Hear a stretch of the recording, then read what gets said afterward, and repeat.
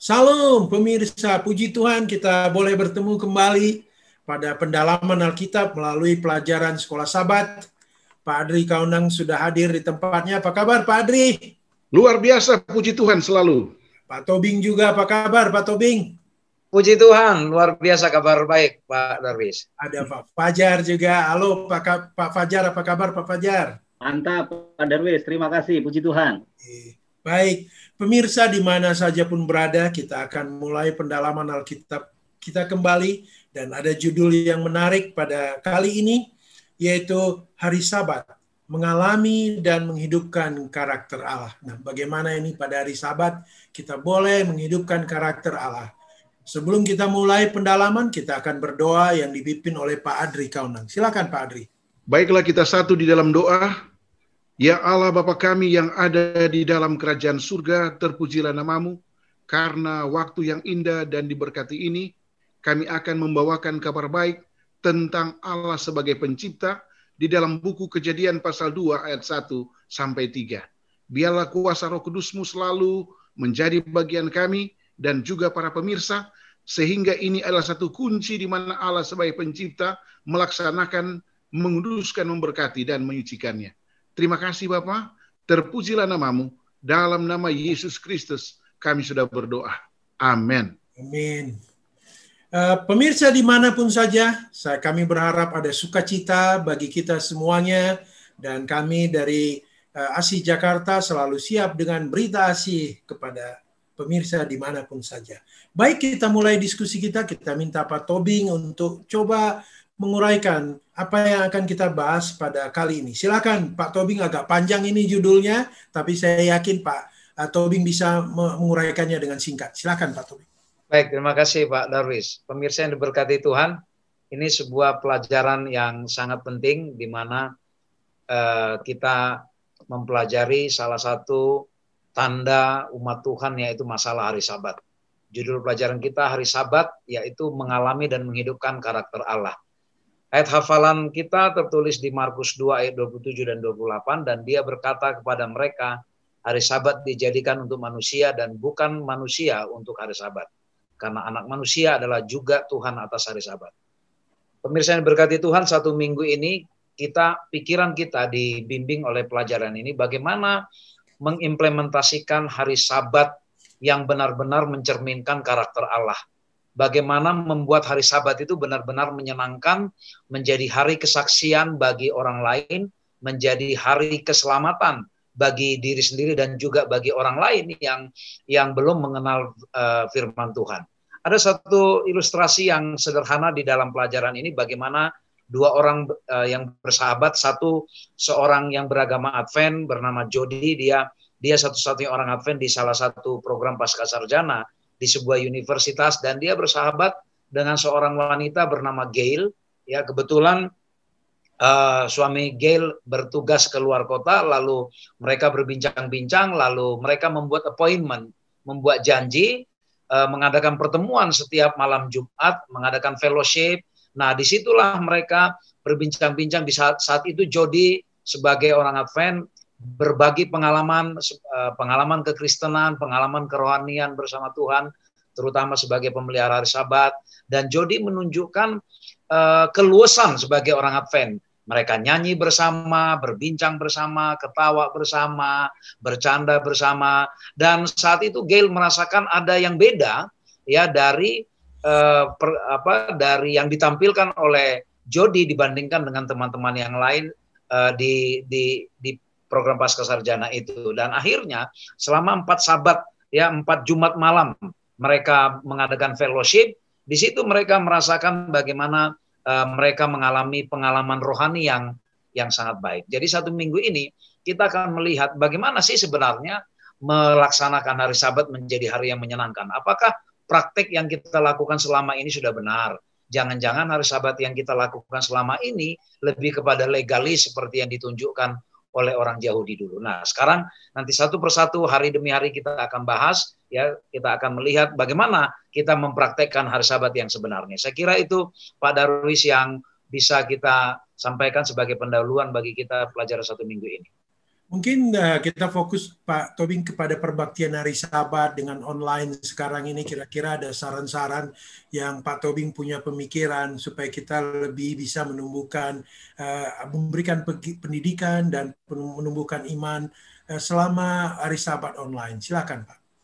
Baik, saya kira dengan situasi seperti sekarang ini, proses interaksi kita yang selama ini offline, kita akan geser ke online. Saya kira kalau tadinya offline itu sangat terbatas dengan tempat atau jarak kita harus bertemu dengan orangnya, ini sebuah peluang bagi kita bisa melakukan sebuah media-media fellowship atau virtual worship kepada semua orang, terbuka kepada semua orang ya, melalui online. Dan saya sendiri punya pengalaman sekarang sedang merintis dengan salah seorang pendeta akan mengadakan virtual worship, ya, virtual church, terbuka untuk semua orang, tidak harus orang Advent, ya. Jadi saya kira ini kita harus manfaatkan peluang yang luar biasa ini untuk menjadi sarana memperkenalkan hari Sabat yang bersahabat, hari Sabat yang menyenangkan, ya, bukan hari Sabat yang menegangkan bagi kita. Selama ini kan kadang-kala hari Sabat itu menegangkan, tidak boleh ini, tidak boleh itu, lebih menekankan ke situnya. Tapi bagaimana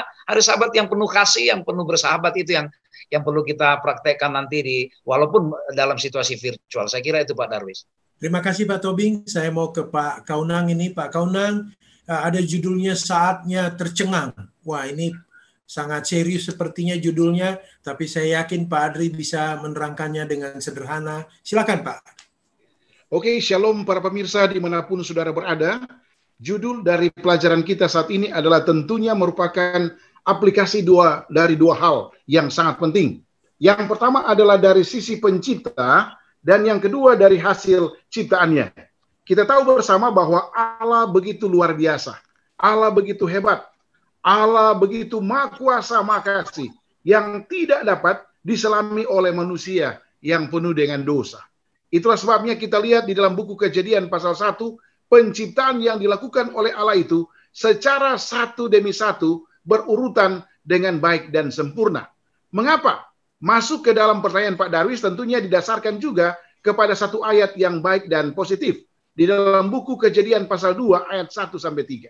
Dikatakan bahwa Allah yang tidak dapat dibayangkan oleh manusia seperti saya dan saudara, memiliki kemampuan kuasa atau power yang saya sebut dengan beberapa kriteria.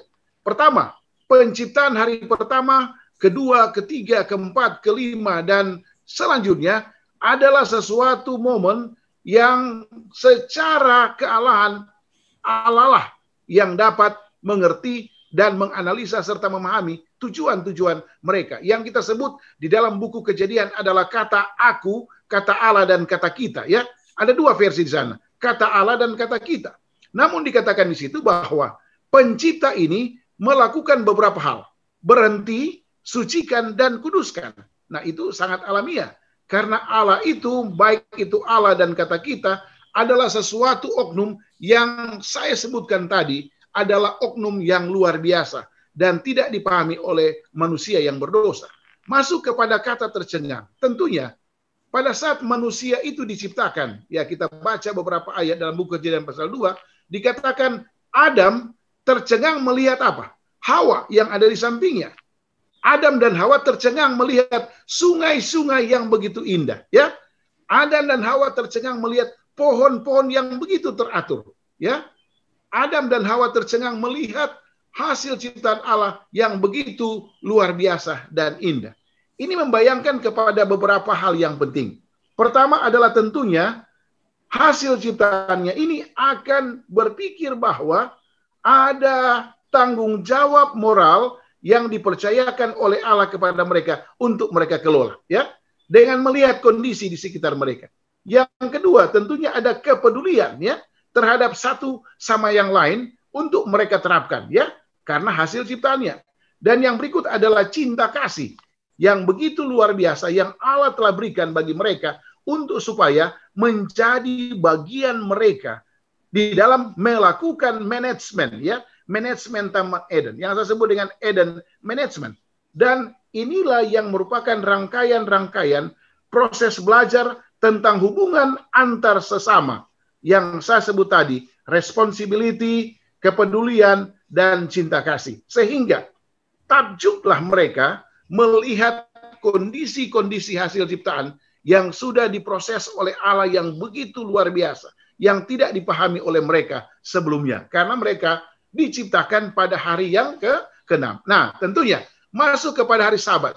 Hari Sabat ini adalah tentunya Allah pencipta, dan Allah lah yang memberikan contoh di dalam aplikasi penerapan dari 3 hal yang saya sebut tadi. Bagaimana manusia itu mengikuti konsep, pandangan, contoh, lifestyle Allah, sehingga ada satu ketergantungan positif yang saling berkaitan, dan secara manusia mereka takjub, ya, manusia yang tidak pernah berdosa, ya, tentunya pada saat itu takjub, ya, kalau Allah biasa-biasa aja, karena Allah ada maha dan sebagainya. Tetapi ketakjuban yang ditanyakan oleh Pak Darwis tadi menggambarkan bahwa inilah kuasa Allah yang bisa diterjemahkan kepada mindset Adam dan Hawa, karena begitu hebatnya lingkungan, environment yang mereka lihat pada saat itu. Dan tentunya kita akan belajar selanjutnya bagaimana Allah pencipta Sabat dan Allah yang memberikan contoh untuk melakukan Sabat itu dengan benar, dan tentunya sasarannya adalah manusia termasuk Adam dan Hawa dan keturunannya, dan sampai saat ini. Itu Pak yang menarik tentang kata takjub, ya, takjub atau tercengang. Ya, Pak Kaunang, sepertinya Adam dan Hawa begitu banyak pelajaran yang didapatkan pada hari Sabat itu. Kira-kira Pak Kaunang, apa yang bisa kita gali supaya kita mendapatkan pelajaran yang mungkin tidak sehebat Adam dan Hawa, yang kita bisa pelajari di hari Sabat sehingga boleh menumbuhkan iman kita. Silakan. Oke. Nanti di pelajaran hari Rabu kita akan lihat bagaimana fungsi hari Sabat itu. Tapi sekilas adalah, marilah kita jadikan Sabat itu untuk menjadi hari sukacita. Oke? Marilah kita menjadikan hari Sabat itu adalah hari kesenangan. Oke? Marilah kita jadikan hari Sabat itu adalah hari kasih sayang antara satu dengan yang lain. Karena semuanya untuk memuliakan nama Allah yang begitu hebat. Dan itu yang saya sebut tadi dengan Allah pencipta semesta alam yang penuh dengan kasih sayang. Itu Pak Darwis yang bisa diimplementasikan. Terima kasih Pak Kaunang. Saya mau ke Pak Fajar ini. Pak Fajar, saat untuk menemukan kembali. Apa ini yang mau ditemukan Pak? Kapan ini Pak Fajar? Tolong diterangkan ke kita Pak. Silakan Pak. Ya, terima kasih Pak Darwis. Saya rasa 450 tahun untuk bangsa Israel mereka di tanah Mesir itu bukan waktu yang sangat singkat, ya, cukup lama, ya. Selama mereka di tanah perbudakan di Mesir, mereka udah kehilangan perspektif tentang Allah itu sendiri, Tuhan yang mereka sembah, maupun jati diri mereka sebagai anak-anak Tuhan. Nah, Musa ditunjuk oleh Tuhan untuk memimpin bangsa Israel itu keluar dari tanah Mesir, itu untuk menunjukkan kepada siapa perintah untuk beribadah, dan mereka jati diri mereka itu sebagai anak-anak Tuhan, dan bagaimana Tuhan sendiri memberikan satu janji-janji yang sangat luar biasa.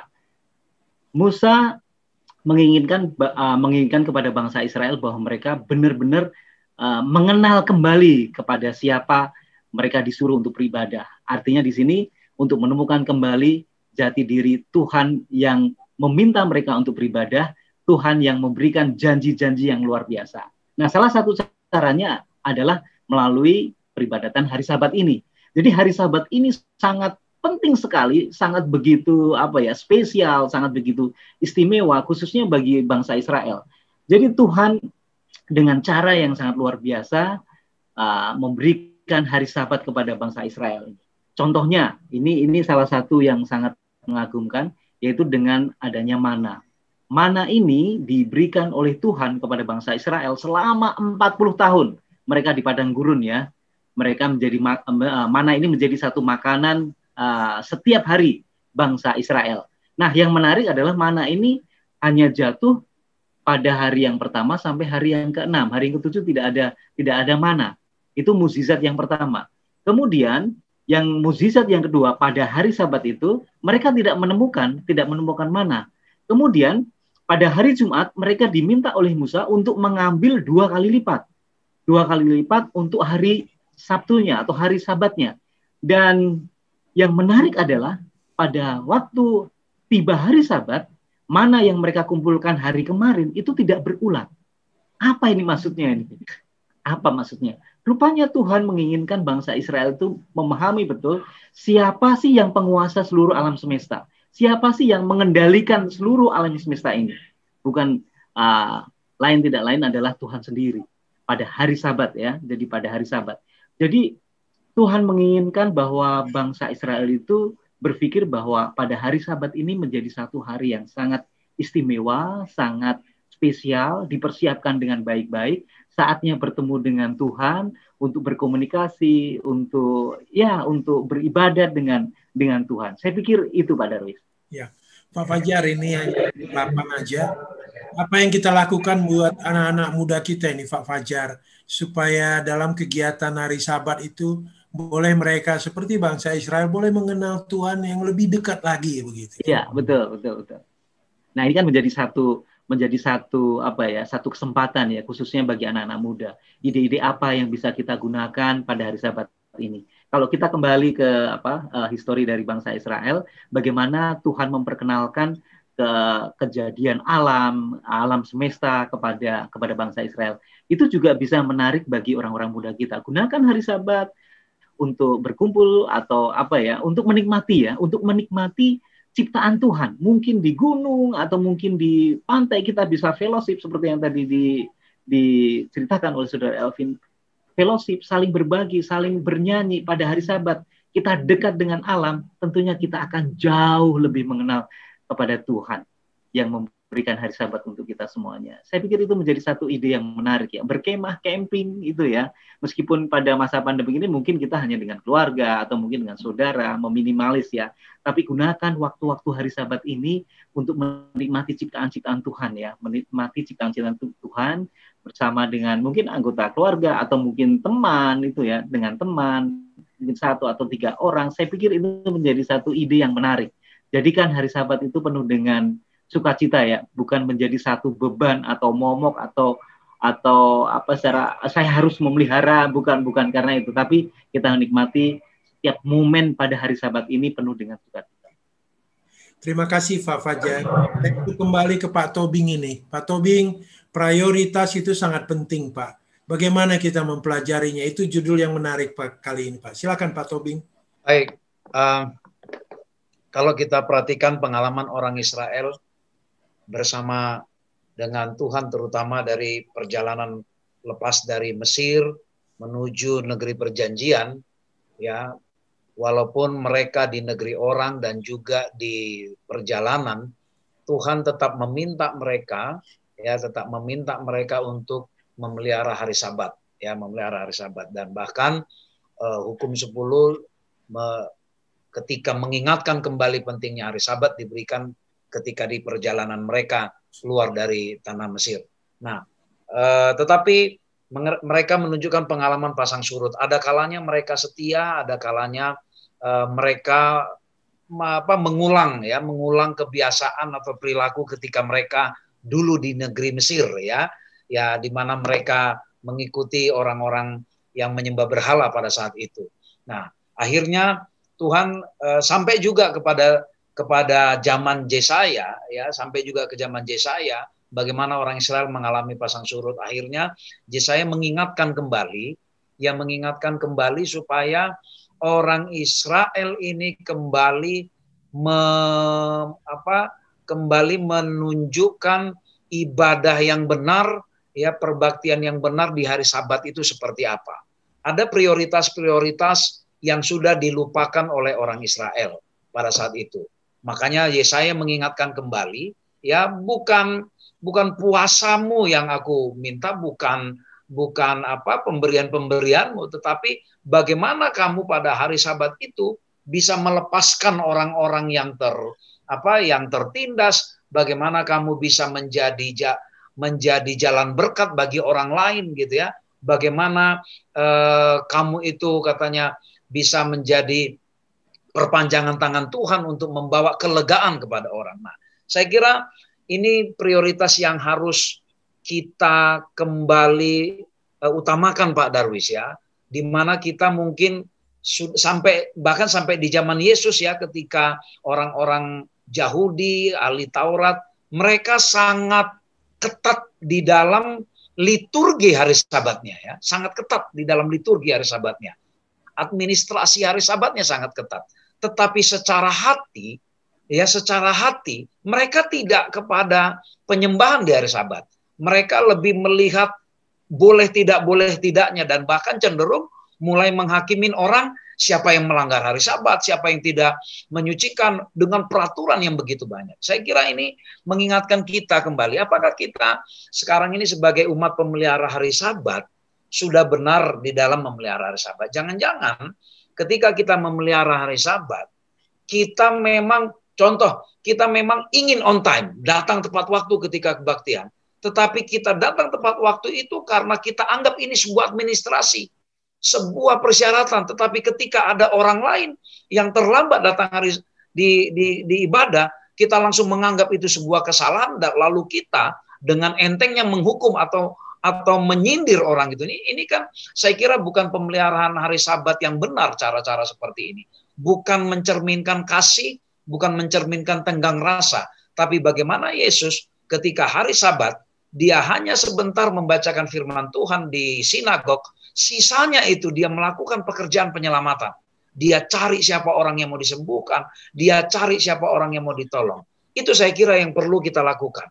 Puasa yang kita lakukan di hari Sabat bukan puasa sebagai transaksi kepada Tuhan, alat menyogok ketika kita punya permintaan lalu kita berpuasa di hari Sabat untuk menyogok Tuhan ya melalui puasa ini. Saya kira bukan itu. Harusnya puasa memang benar-benar bagaimana kita merasakan pengalaman Tuhan yang memberikan kekuatan kepada kita di hari Sabat. Di dalam keadaan lemah itu kita tetap bisa menjadi berkat bagi orang lain. Saya kira itu paling penting, prioritas yang perlu kita susun kembali Pak Darwis.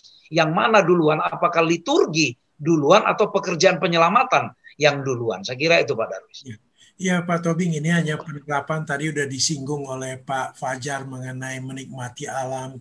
Sebaiknya bagaimana Pak Tobing? Kita coba dalami dikit, perbaktian itu benar-benar memang menikmati indahnya hari Sabat. Hari Sabat itu sebagai saat yang menyenangkan untuk memuliakan Tuhan. Seperti Pak Tobing tadi, hari Sabat itu bukan sesuatu yang tegang, tetapi sesuatu yang rileks dan menikmati bahwa Allah lah pencipta dunia ini. Silakan Pak Tobing. Ya, di pelajaran kita kan diingatkan bahwa hari Sabat adalah hari kesempatan bagi kita memahami karakter Allah. Karakter Allah dapat kita lihat melalui alam ciptaannya. Kita boleh menikmati, berekreasi, menikmati bagaimana Tuhan sudah menciptakan alam ini. Karakter Allah yaitu kasih, kita bisa lihat melalui bagaimana ketika kita juga melakukan pekerjaan kasih ke orang lain, kita pun akan merasakan, oh beginilah dulu Yesus ketika melakukan pekerjaan kasih kepada orang lain. Jadi saya kira memang hari Sabat itu harus hari yang menyenangkan, bukan hari yang menakutkan, tidak boleh ini, tidak boleh itu, sama seperti orang Israel dulu, jalan sekian langkah harus berhenti, ya tangan tidak boleh keluar keringat, tidak boleh begini, tidak boleh begitu. Tapi Yesus sendiri dia jalan kaki ke sana kemari menemui, menjangkau orang-orang yang memang membutuhkan pertolongan. Saya kira mari kita sekali lagi, mari kita nikmati hari Sabat ini sebagai hari kesenangan, tapi bukan hanya kesenangan pribadi, tapi orang lain juga bisa merasakan kesenangan berkat Tuhan di hari Sabat.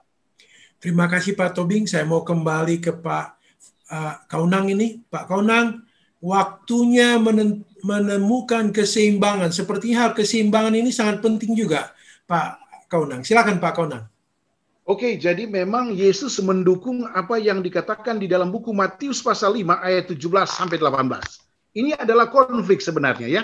Baik kepada imam-imam, orang Saduki, orang Parusi, dan kepada Yesus juga.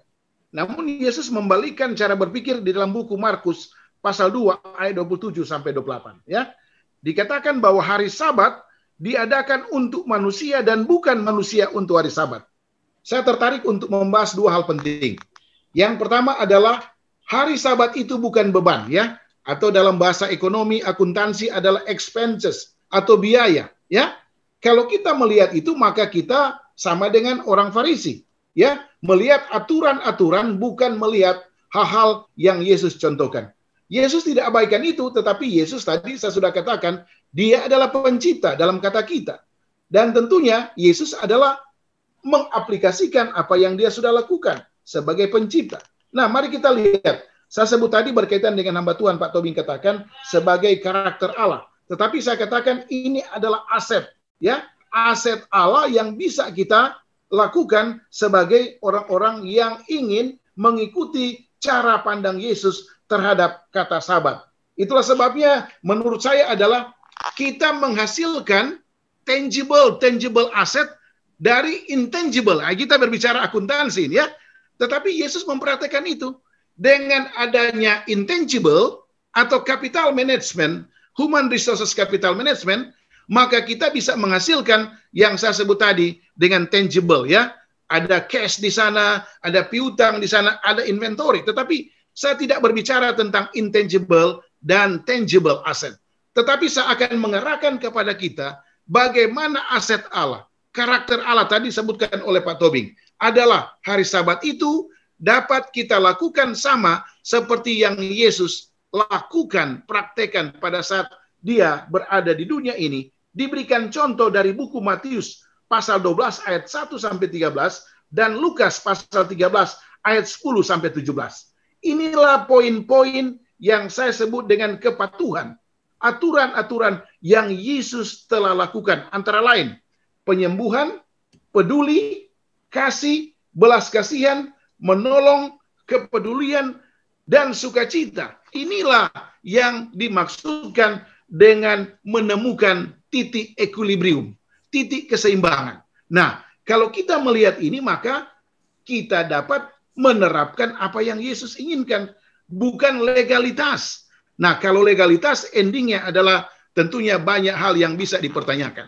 Tetapi kata kunci di sini adalah rule of the game. Aturan-aturan yang Yesus ingin hancurkan adalah aturan-aturan yang jangka pendek. Yang kita belajar saat ini, saya ulangi, adalah Yesus menghormati hukum karena dia pencipta hukum itu.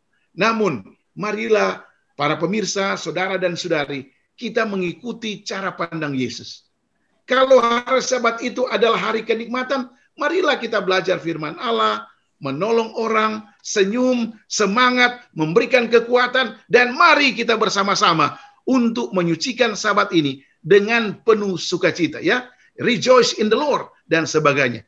Dan inilah yang kita sebut dengan kepatuhan yang setia kepada Allah sebagai Sang Khalik pencipta saya dan saudara. Ini Pak Darwis yang menarik sehubungan dengan menemukan keseimbangan. Iya, ini Pak Kaunang, ini hanya pengalaman saja di gereja.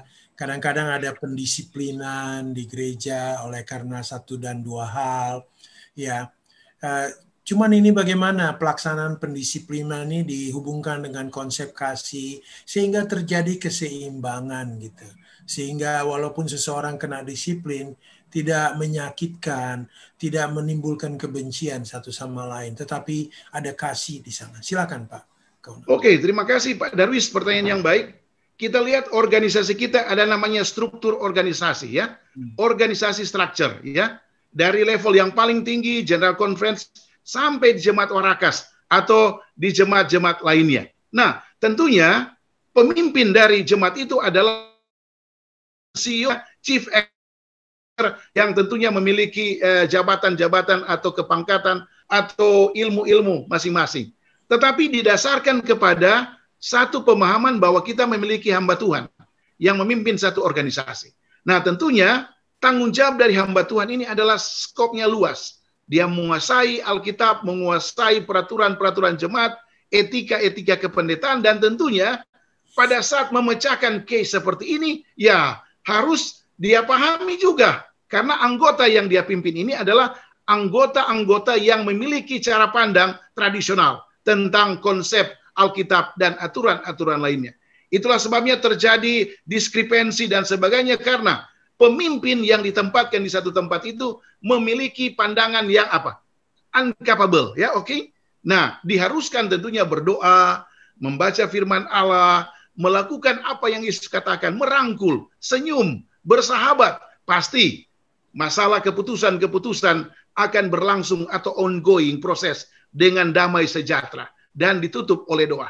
Jadi memang mari kita ikuti konsep Yesus aja, kepedulian, Pak Darwis, sehingga tidak ada problem solving, tidak ada berantem dan sebagainya. Karena aturan yang Yesus berikan di dalam pelajaran hari Rabu ini adalah sesuatu atau hal-hal yang mudah dimengerti dan mudah dipraktekan. Itu Pak Darwis sekilas dari pertanyaan Bapak. Ya, saya mau terima kasih Pak Kaunang. Saya mau kembali ke Pak Fajar ini. Suatu waktu untuk komunitas. Saya kira komunitas juga penting ya Pak, dalam hubungan kita satu dengan yang lain di komunitas kita.